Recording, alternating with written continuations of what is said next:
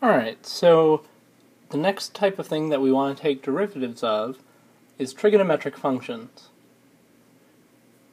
So far we've been able to take the derivative of things like polynomials, rational functions, square roots, and the exponential function. And we've seen basically that for each of these nice functions we get really nice derivatives. For example, when you take the derivative of a polynomial, you get a polynomial. When you take the derivative of a rational function, you get a rational function. When you take the derivative of square roots, you get square roots. And the exponentials give you exponentials. And so it'd be really nice if when we took derivatives of trig functions, we got trig functions. Then everything would make sense. And so let's go ahead and take the derivative of sine of x. Now this is no easy task, and so it's going to take a bunch of slides for us to get from right now saying we want to the end when we actually have the derivative of sine of x. So here's a list of the things that we're going to need in order to be able to do that. One is we need the limit definition of the derivative of sine, which I've written below.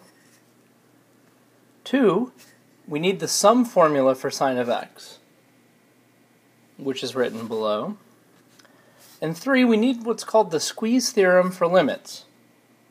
And really briefly, the squeeze theorem for limits says that if you have two functions, f of x and h of x, which bound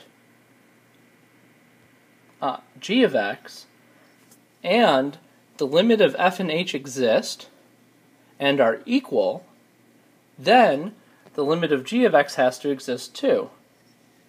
And go ahead and watch, I'm going to draw g of x in between, and you can see that the property of being stuck between h and f is pretty big. G can try as hard as it wants to bounce around, but as g and h approach that limit, as f and h approach that limit, g has no choice but to approach exactly the same limit. And that's called the squeeze theorem for limits. Now, just writing out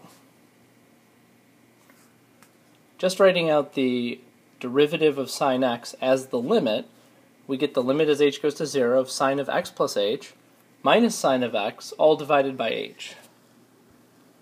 And we can use the formula for sine of x plus h to break it up into sine x cosine h plus cosine x sine h minus sine x all over h again.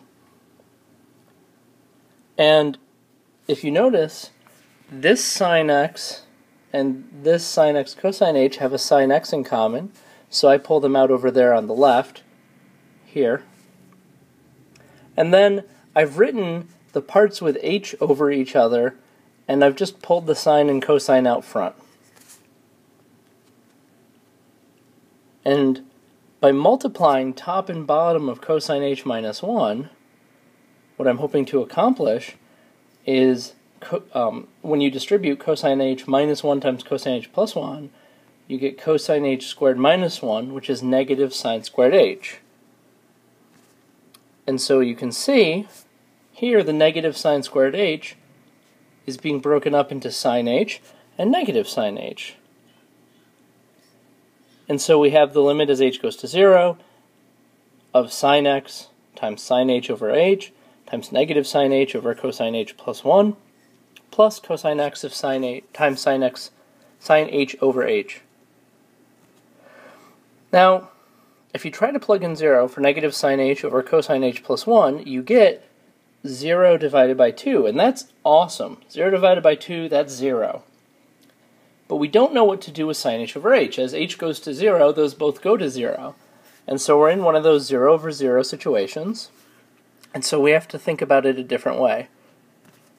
So what is the limit as h goes to 0 of sine h over h?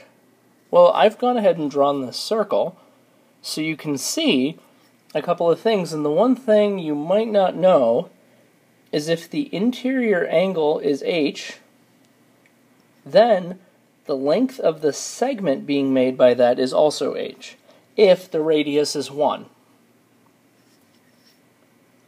So I've gone ahead and labeled everything, and from here you can see, and this is really important, this line is the smallest, the arc is the next smallest, and this line is the biggest. And from that, we get that sine h is less than or equal to h is less than or equal to tan h there in the first quadrant. And tangent is sine h over cosine h. If I divide all three of those by sine h, I get the following.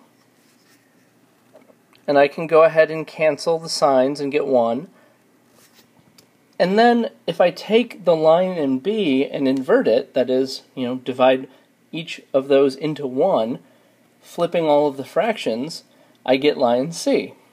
1 is greater than or equal to sine h over h, which is greater than or equal to cosine h.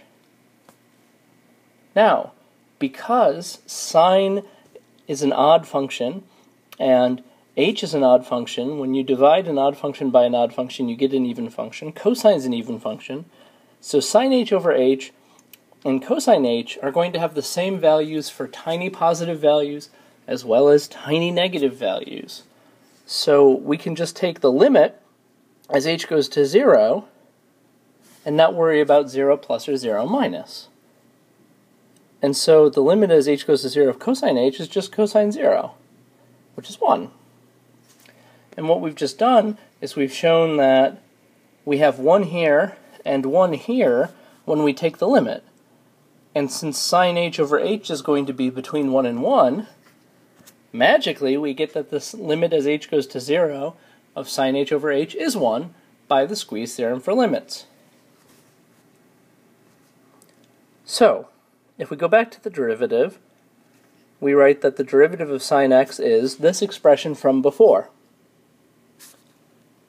And we just saw sine h over h becomes 1, and negative sine h over cosine h plus 1 becomes 0, which means the derivative of sine x is just cosine x, because that's all that's left.